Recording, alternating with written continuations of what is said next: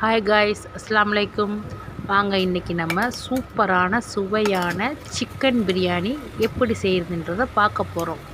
அட்டகாசமான சுவையில் சூப்பரான சிக்கன் பிரியாணி எப்படி செய்யணுன்னு பார்க்கலாமா?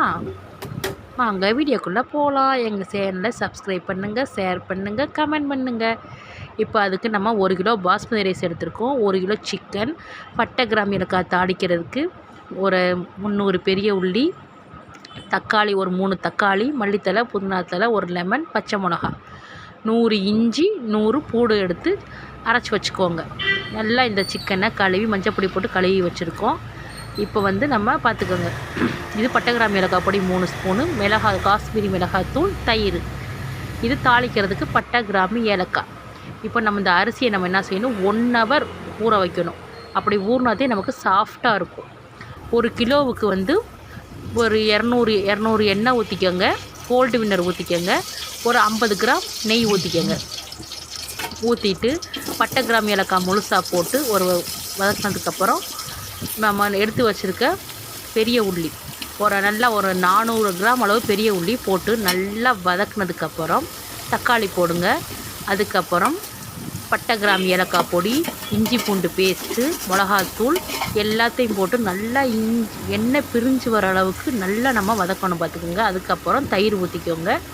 நல்லா வதக்கிட்டு நம்ம நல்லா கழுவி வச்சுருக்க சிக்கன் எடுத்து லெக் பீஸாக இன்றைக்கி எடுத்துருக்கோம். ஸோ லெக் பீஸ் எடுத்து போட்டு அந்த மசாலாவில் நல்லா வேக விடணும் பார்த்துக்கோங்க.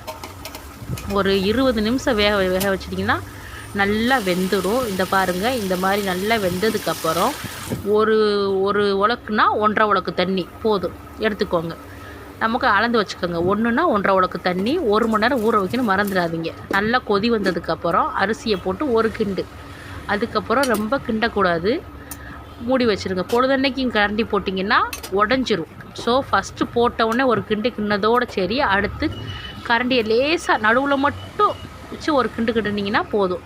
அதுக்கப்புறம் நல்லா தண்ணி ட்ரை ஆனதுக்கப்புறம் ஒரு லெமன் நல்லா புழிஞ்சு விட்டு, விதையை விடக்கூடாது, விதை இல்லாமல் லெமன் தண்ணியை போட்டு மேலாக ஒரு 50 கிராம் நெய்யை ஊற்றி கிச்சன் மூடி மேலே வெயிட் வச்சுருங்க. ஒரு 20 நிமிஷத்துக்கு அப்புறம் தம் போட்டு இறக்கிட்டீங்கன்னா சூப்பரான சுவையான கல்யாண வீட்டு சிக்கன் பிரியாணி நமக்கு தயார். வாங்க சாப்பிடலாம். இதை எப்படி ட்ரை பண்ணிவிட்டு கமெண்ட் பண்ணுங்கள். எங்கள் சேனலை சப்ஸ்கிரைப் பண்ணுங்கள். தேங்க்யூ.